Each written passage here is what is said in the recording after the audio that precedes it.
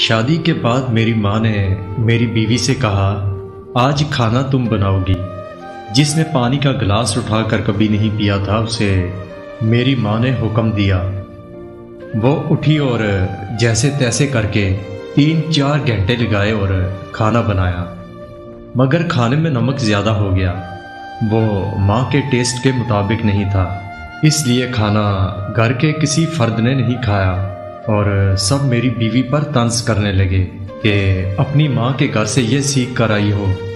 میں 8 گھنٹے کی ڈیوٹی کے بعد گھر آیا تو ابھی گھر میں بیگ رکھا ہی تھا کہ میری ماں مجھ سے کہنے لگی، ہم تو صبح سے بھوکے ہیں، تم جاؤ اور بازار سے کھانا لا کر دو۔ میں نے ایک نظر اپنی سہمی ہوئی بیوی پر ڈالی اور مارکیٹ چلا گیا۔ کھانا لے کر آیا تو سب کھانے لگے۔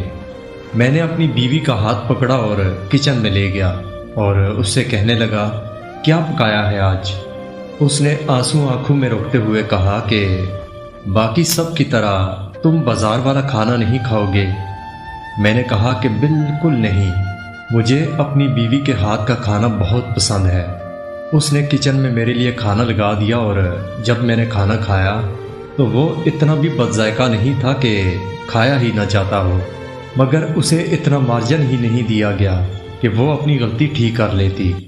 قصور میری بیوی کا بھی نہیں تھا کہ وہ ماسٹرز کر رہی تھی اور شادی ہو گئی، اسے تعلیم نے گھرداری کی فرصت ہی نہیں دی۔ اور قصور میری ماں کا بھی نہیں تھا جس نے ہاؤس وائف بن کے ساری زندگی اپنے بچوں کے لیے اچھا کھانا بنایا تھا۔ پھر وہ عورت بہو کے ہاتھ کا بنا بدمزہ کھانا کیسے کھا سکتی تھی؟ میں نے اسی دن اپنی ماں کی بات بھی مان لی اور اپنی بیوی کے ہاتھ کا بنا کھانا بھی کھا لیا۔ میرے اس ایک عمل نے مجھے اپنی بیوی کی نظر میں ہمیشہ کے لیے معتبر کر دیا، اور اس ایک محبت بھرے عمل کی وجہ سے آج وہ ہر قسم کی ڈش بنانا سیکھ چکی ہے۔ اس دن اگر مارکیٹ سے کھانا نہ لے کے آتا تو ماں ناراض ہو جاتی، اور اگر اپنی ماں کی بات سن کر سب کے سامنے بیوی کو ڈانٹ دیتا تو وہ شاید مجھ سے بدگمان ہو جاتی۔ رشتوں میں بیلنس قائم کریں اور اتنا مارجن ضرور دیں کہ لوگ ایڈجسٹ ہونا سیکھ لیں۔